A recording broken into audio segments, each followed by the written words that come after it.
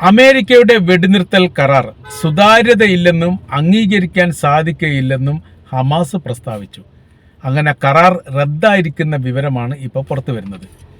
വളരെ പ്രാധാന്യത്തോടു കൂടി ചില നിർദ്ദേശങ്ങൾ ഉൾക്കൊള്ളിച്ചുകൊണ്ടാണ് അമേരിക്ക ഒരു വെടിനിർത്തൽ പ്രമേയം പോലെ കുറച്ച് നിയമാവലികൾ ഇസ്രായേലിൻ്റെയും ഹമാസിൻ്റെയും മുൻപാകെ വെച്ചത്.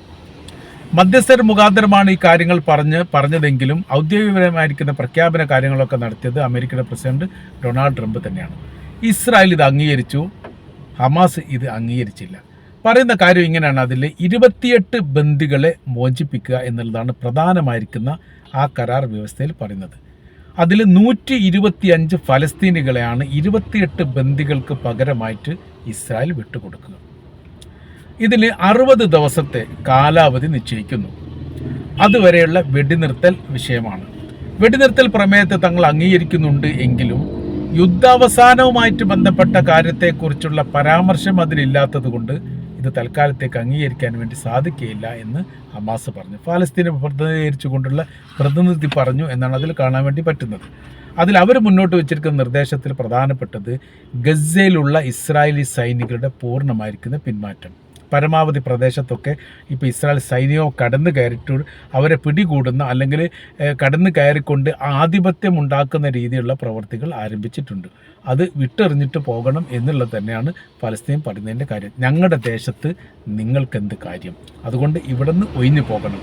അത് ഒയ്യാത്ത രീതിയിലുള്ള ഒരു മധ്യസ്ഥതയും തങ്ങൾ അംഗീകരിക്കുകയില്ല. അങ്ങനെ പറഞ്ഞു കണ്ട് കുറച്ച് കാര്യങ്ങളൊക്കെ പറഞ്ഞു വരുന്നുണ്ട്. അപ്പോൾ സാധാരണഗതിയിൽ ഒരു ബന്ദിമോചനവുമായി ബന്ധപ്പെട്ട വിഷയം ഉണ്ടാകുന്ന സമയത്ത് അതിന് പകരം 10 മുതൽ 100 വരെ ബന്ദികളെ ഫലസ്തീൻ തടവുകാരെ ഒരു ബന്ദിക്ക് പകരമായിട്ട് വിട്ടുകൊടുക്കാറുണ്ട്. എന്നാൽ ഈ അമേരിക്ക ഉണ്ടാക്കിയിരിക്കുന്ന ഈ കരാർ വ്യവസ്ഥയുമായിട്ട് ബന്ധപ്പെട്ട കാര്യത്തിൽ 28 ബന്ദികൾക്ക് പകരം 125 ഫലസ്തീൻ തടവുകാരുടെ പേരുകൾ മാത്രമേ പറയുന്നുള്ളൂ.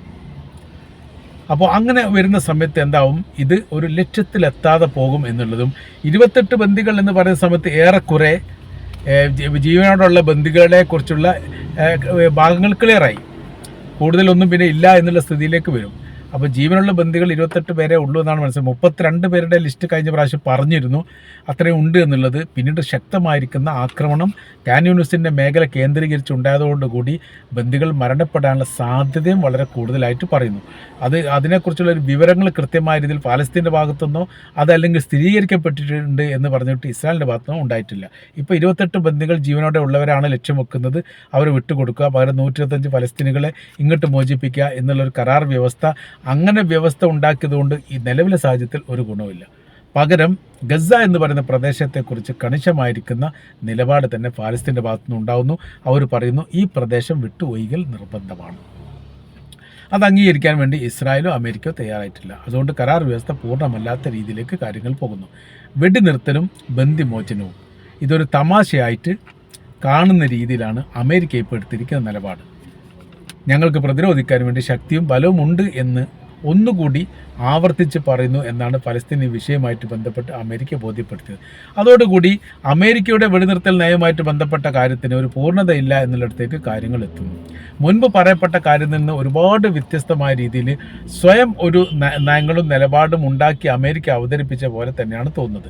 കാര്യം എന്ന് പറഞ്ഞാൽ ഇസ്രായേലിന് പോലും ഒരു ബന്ദിയെ മോചിപ്പിക്കുന്ന സമയത്ത് 100 ഫലസ്തീൻ തടവുകാരെ മോചിപ്പിക്കുന്നതുകൊണ്ട് യാതൊരു വിഷയവുമില്ല. അതിൻ്റെ കാര്യം എന്ന് പറയുന്നത് ഏതെല്ലാം സാഹചര്യത്തിൽ ബന്ദിമോചനം ഉണ്ടായിട്ടുണ്ടോ അതിനൊക്കെ ആ സമയത്തെല്ലാം ഫലസ്തീൻ തടവുകാരുടെ മോചനം വളരെ കൃത്യമായ രീതിയിൽ തന്നെ ചെയ്തിട്ടുണ്ട്. അത് 1ന് 100 എന്ന രീതിയിലും 1ന് 300 എന്ന രീതിയിൽ വരെ വന്നിട്ടുണ്ട്.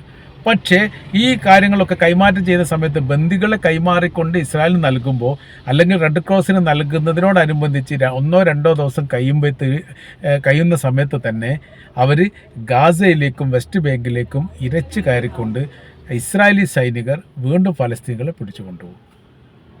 അപ്പോൾ ഈ ഭാഗത്ത് 100 പേരെ മോചിപ്പിക്കുമ്പോൾ ആ ഭാഗത്ത് 500 പേരെ പിടിക്കുന്ന ഒരു സ്ഥിതി എല്ലാ സമയത്തും അവർ ചെയ്യാറുണ്ട്.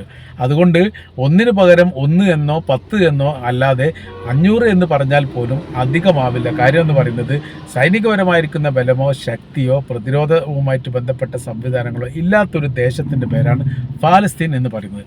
സൈനികപരമായിരിക്കുന്ന എല്ലാ ഇടപെടലുകളും സ്വതന്ത്രമായ രീതിയിൽ ചെയ്യാൻ വേണ്ടിയിട്ട് യഥാർത്ഥത്തിൽ അവർക്ക് സാധിക്കാറുണ്ട്, അവരത് ചെയ്യാറുണ്ട്. അപ്പോൾ അതിന് കീഴടങ്ങുന്ന ഒരു പ്രവൃത്തികളും അനുഭവിക്കുന്ന ഒരു സ്ഥിതി വിശേഷവുമാണ് യഥാർത്ഥത്തിൽ പാലസ്തീൻ ഉണ്ടാവാറുള്ളത്. അതുകൊണ്ട് കരാർ വ്യവസ്ഥ ഉണ്ടാക്കുന്ന സമയത്ത് കൃത്യമല്ലെങ്കിൽ അത് അംഗീകരിച്ചുകൊണ്ട് പ്രത്യേകിച്ച് പ്രയോജനമൊന്നുമില്ല എന്ന് ഈ ഫലസ്തീൻ ഈ വിഷയവുമായിട്ട് ബന്ധപ്പെട്ട് പറഞ്ഞു വെക്കുകയാണ്. അപ്പോൾ ബന്ദിമോചനവുമായി ബന്ധപ്പെട്ട കാര്യത്തെക്കുറിച്ച് പറയുന്നതിനപ്പുറം മറ്റൊരു വിഷയം കൂടി അദ്ദേഹം പരാമർശിക്കാത്തതിലുള്ള പ്രതിഷേധം അതിനിടെ തന്നെ വന്നിട്ടുണ്ട്. കാര്യം എന്ന് പറഞ്ഞാൽ മരണപ്പെട്ടവരുടെ മൃതദേഹങ്ങൾ ഗസയുടെ ഈ ഹമാസിൻ്റെ കൈവശത്തിലുണ്ട്. ജീവിച്ചിരിക്കുന്നവരുണ്ട്, മരണപ്പെട്ടവരിൽ കൂടുതൽ പേരും സൈനികരുമായിട്ട് ബന്ധപ്പെട്ട ആളാണ്. അത് ലേഡീസും ജെൻസും ഉണ്ട് എന്ന് പറയപ്പെടുന്നു.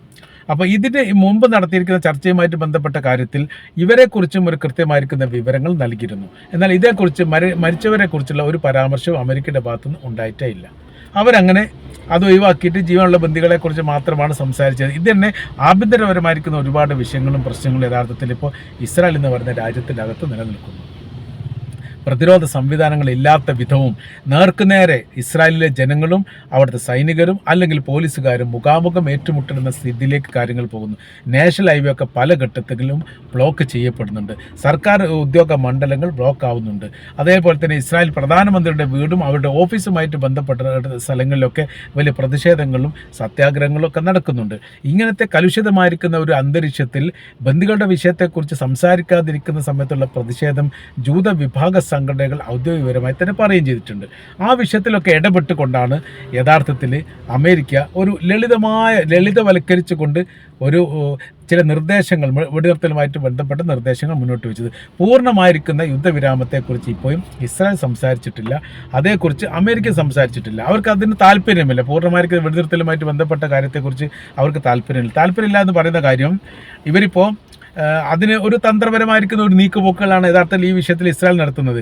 ഈ ബന്ദിക്ക് പകരം പലസ്തീൻ തടവുകാരെ മോചിപ്പിക്കുന്നു. അതിന് അവരെ സംബന്ധിച്ചിടത്തോളം എത്ര തടവുകാരെ വിട്ടുകൊടുക്കുന്നത് ഇസ്രായേലിന് വിഷയമല്ല. 2 ദിവസം കഴിഞ്ഞാൽ ഗസയിൽ കയറി അല്ലെങ്കിൽ വെസ്റ്റ് ബാങ്കിൽ കയറിയിട്ട് അത്രയും ആൾക്കാരെ അറസ്റ്റ് ചെയ്ത് കഴിഞ്ഞിട്ട് അവരിങ്ങോട്ട് തിരിച്ചു കൊണ്ടുവരികയും ചെയ്യും. ഇതാണ് യഥാർത്ഥ ഒരു നാടകമാണ് നടക്കുന്നത്. അതുകൊണ്ടാണ് കർക്കശമായിരിക്കുന്ന ചില നിലപാടുകളൊക്കെ പാലസ്തീൻ്റെ ഭാഗത്ത് മുന്നോട്ട് വെക്കുന്നത്. ബന്ദിമോചനം അതോടൊപ്പം തന്നെ പലസ്തീൻ തടവുകാരുടെ മോചനവുമായി ബന്ധപ്പെട്ട കാര്യം വലിയ രീതിയിൽ ചർച്ച ചെയ്തതിനപ്പുറം പൂർണ്ണമായിരിക്കുന്ന വെടിനിർത്തലുമായിട്ട് ബന്ധപ്പെട്ട കാര്യത്തെക്കുറിച്ച് നമുക്ക് എന്ത് ചെയ്യാൻ പറ്റും എന്നതിനെക്കുറിച്ച് ആലോചിക്കണം എന്നുള്ളിടത്തേക്ക് കാര്യങ്ങൾ പോകുന്നു. അതിന് ഇവർ ഉപയോഗിക്കുന്ന ഈ കുറുക്കു വഴികൾക്ക് ബ്ലോക്ക് ഇടാൻ വേണ്ടിയിട്ടാണ്. പിന്നെ രണ്ടാമത്തെ ഒരു ഭാഗം എന്ന് പറഞ്ഞാൽ ലോകത്താകമാനമുള്ള രാജ്യങ്ങൾ മുഴുവനും ഇപ്പോൾ ഇസ്രായേലിനും അമേരിക്കക്കും എതിരായിട്ട് മാറിയിരിക്കുന്നു. ഇപ്പോൾ ആദ്യഘട്ടത്തിലൊന്നും അങ്ങനെ ഇല്ലായിരുന്നു. കുറച്ചൊക്കെ മാത്രമേ ഉള്ളായിരുന്നു. ഇപ്പോൾ സ്ഥിതിക്കൊക്കെ മാറ്റം വന്നു. യൂറോപ്യൻ രാജ്യങ്ങൾ വേണ്ടി വന്നാൽ യുദ്ധത്തിന് പോലും തയ്യാറാണ് എന്ന് പറയുന്നിടത്തേക്ക് കാര്യങ്ങൾ എത്തുമ്പോൾ അത് പാലസ്തീന് വലിയ ആശ്വാസമുണ്ട്. ലോകത്താകമാനം നോക്കുന്ന സമയത്ത് പാലസ്തീന് പിന്തുണ വർദ്ധിക്കുന്നു. ഇസ്രായേൽ ഒറ്റപ്പെട്ടു പോകുന്നു. ഇസ്രായേലിന് പിന്തുണക്ക് അമേരിക്ക ഒറ്റപ്പെട്ടു പോകുന്നു. അവരിൽ നിന്ന് അറബ് രാജ്യങ്ങളും യൂറോപ്യൻ രാജ്യങ്ങളും അകന്നു നിൽക്കുന്നു. ആഫ്രിക്കൻ രാജ്യങ്ങളുടെയും നയനിലപാടുകൾ ഇങ്ങനെയൊക്കെ തന്നെയാണ്. ഈ ഒരു സ്ഥിതിയിൽ പാലസ്തീനുമായിട്ട് ബന്ധപ്പെട്ട വിഷയത്തിൽ അവർ കർക്കശമായിരിക്കുന്ന ചില നിലപാടെടുത്താൽ തീർച്ചയായിട്ടും സ്വാതന്ത്ര്യവുമായിട്ട് ബന്ധപ്പെട്ട വിഷയത്തിലേക്ക് കാര്യങ്ങൾ എത്തും എന്ന് ഏറെക്കുറെ പാലസ്തീന് ബോധ്യമായിട്ടുള്ള തരത്തിലാണ് അവർ ഒറ്റ നിലപാടും ഒറ്റ സമീപനങ്ങളും മാത്രം സ്വീകരിക്കുന്നത്. ഇതുവരെ ഇതിൻ്റെ ഇടയിൽ വന്നിരിക്കുന്ന ഒരു വിഷയം എന്ന് പറഞ്ഞാൽ അവരുടെ നേതാവിനെ കൊലപ്പെടുത്തിയുമായിട്ട് ബന്ധപ്പെട്ടൊരു വിഷയം ഉണ്ടായിരുന്നു. യഹ്യാ സിൻവാറുമായിട്ട് ബന്ധപ്പെട്ട് അദ്ദേഹത്തിനെ കൊലപ്പെടുത്തി അദ്ദേഹത്തെ മൃതദേഹം ഇപ്പോൾ ഉള്ളത് ഇസ്രായേലിൻ്റെ കൈവശത്തിലാണ്. ഈ ഇസ്രായേൽ കൈവശത്തിലുള്ള മൃതദേഹം തിരിച്ചു നൽകുന്നതുമായി ബന്ധപ്പെട്ട് കുറേ നിർദ്ദേശങ്ങൾ ഇസ്രായേൽ പറഞ്ഞിരുന്നു. അതിനാദ്യം പറഞ്ഞത് മൃതദേഹം വിട്ട് നൽകാൻ വേണ്ടി തയ്യാറാണ്, പൂർണ്ണമായിരിക്കുന്ന ബന്ദിമോചനമാണ് ആവശ്യം എന്നുള്ളത്, പകരത്തിന് പകരം എന്ന തരത്തിലാണ്. എന്നാൽ ഗസയിൽ നിന്ന് അല്ലെങ്കിൽ പാലസ്തീനിൽ നിന്ന് ഇതുവരെ യഹ്യാ സിൻവാറിൻ്റെ മൃതദേഹം വേണമെന്ന് ആവശ്യപ്പെട്ടിട്ടില്ല എന്നൊരു പ്രത്യേകത ഉണ്ട്. അതിൽ യഥാർത്ഥത്തിൽ ഇസ്രായേൽ കുടുങ്ങിയിരിക്കുകയാണ്. ഇപ്പോഴത്തെ നിലവിൽ ഈ വെടിനിർത്തലുമായി ബന്ധപ്പെട്ട കരാറും കൂടി പലസ്തീൻ ഇല്ല എന്ന് പറഞ്ഞതോടുകൂടി പ്രതിസന്ധിയിലാകുന്നത് ഇസ്രായേലാണ്, കൂടെ അമേരിക്കയുമാണ് എന്ന കാര്യത്തിൽ യാതൊരു സംശയമില്ല.